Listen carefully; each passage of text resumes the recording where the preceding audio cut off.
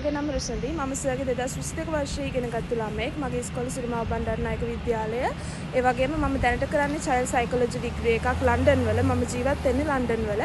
ඉතින් මේ political class එක ගැන ගත්තොත් ඇත්තටම මගේ ජීවිතේ වෙනස් කරපු පන්තියක්. එහෙම නැත්නම් මගේ ජීවිතේ හැරමුණු ලක්ෂය කිව්වොත් හරි. මොකද මේ නිශ්ශංක සර් කියන මිනිස්සයා ඇත්තටම මගේ ජීවිතේ සෑහෙන හොඳ පැත්තකට හැරෙව්වා.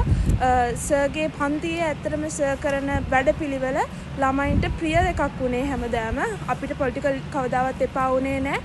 සර්ගේ වැඩපිළිවෙල හරිම ලස්සන විදියට පන්තියේ කරගෙන ගියා. ඒකට ආස වෙලා තමයි මම ඇත්තටම පොලිටිකල් ඉගෙන ගන්න කැමති වුණේ.